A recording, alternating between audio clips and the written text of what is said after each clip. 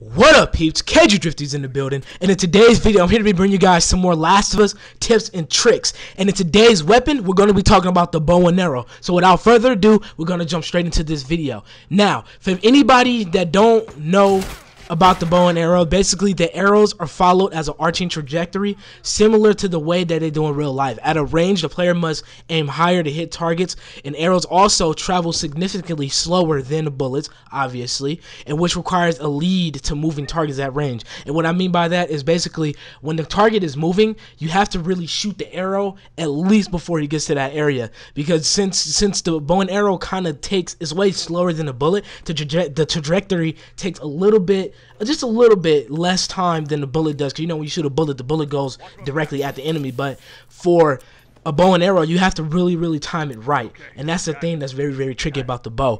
The bow is also similar to a suppressed weapon, and when you shoot it, you are visible on the radar. The sound of the arrows bounce off the environment, so you can be heard. So even though it's suppressed, it's like a suppressed weapon, it still has a negative effect if it end up bouncing off of something. If you try to hit an enemy and you end up missing. The bow cost on loadout points is 3, and then put in the cost between suppressed weapons and non-suppressed weapons. Player starts off with 7.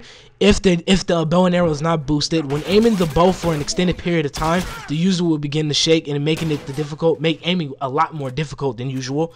A single arrow can break armor, which is very dope, and it takes 2 arrows to the body or 1 to the head to down unarmored enemies. And on top of that, it takes 1 arrow to execute. The bow is a great choice for stealthy players, but it takes good aim and skill to hit successful moving targets. So you really have to be very accurate with the bow and arrow, because once you end up missing that shot, you're basically fucked. Well, it depends if you know how to, maneuver around when people are shooting at you. A lot of people tend to move left and right to dodge the bullets so they can get a quick, they usually do a fast quick scope with the bow and arrow, but it's actually a lot harder, especially if the bow and arrow isn't upgraded to where you need it to upgrade at, because the bring up time, the draw time of the bow and arrow is a lot slower, especially if you don't have it upgraded.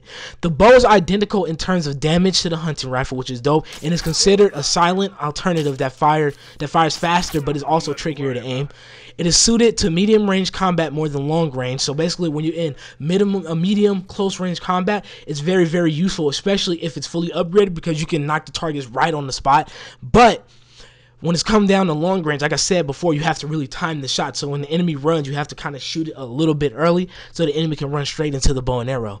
Once upon the second upgrade, due to the faster fire rate, it can rival the tactical shotgun if the user is basically skilled. So basically, if you're very skilled with the bow, like if you've been using the bow and arrow for a minute and you're really good at it, tactical shotgun, you can really bury tactical shotgun players to the ground, especially due to the fast draw time if you upgrade the bow and arrow. So that makes you a lot more just a better player and has a better upper advantage overall.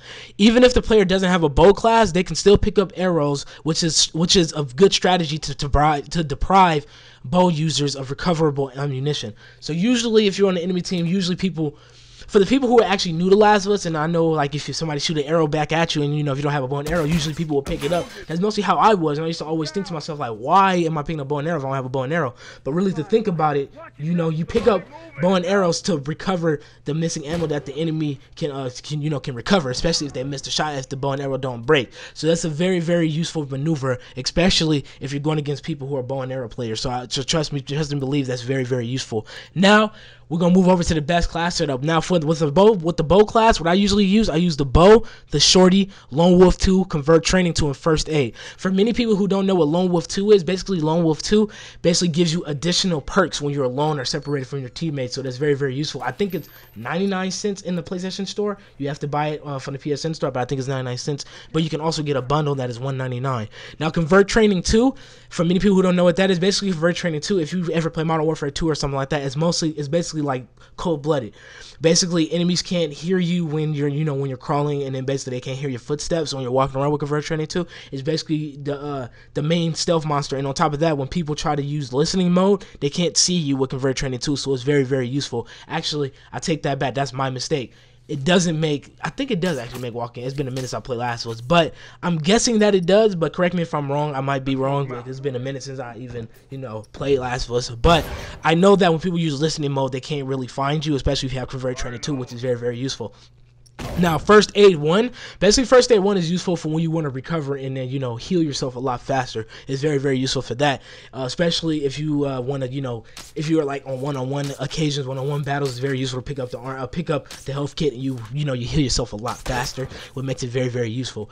But that is it with this video. I hope you guys enjoyed this video. If this video was very helpful or anything like that, make sure you hit the like button and also subscribe if you want to see more Last of Us videos. I'm going to be bringing you guys a lot more Last of Us videos. I'm going to come back onto the series. I know it's been a minute. I'm about to focus a lot more on my gaming channel. That's what I've really been trying to do.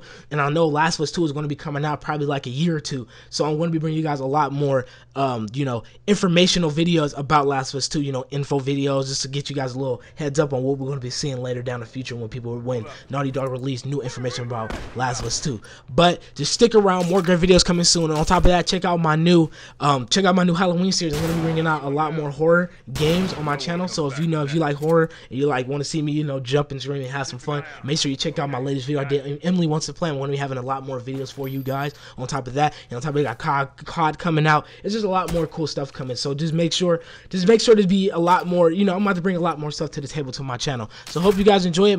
More great videos coming soon. Like I said before, comment below if you want to add me and play me on Last of Us. Make sure everything will be in the description below. Check that out. And I'll see you guys in the next one. Peace out, y'all. Live life, enjoy it, have fun gaming, and I'm back, y'all. Peace out.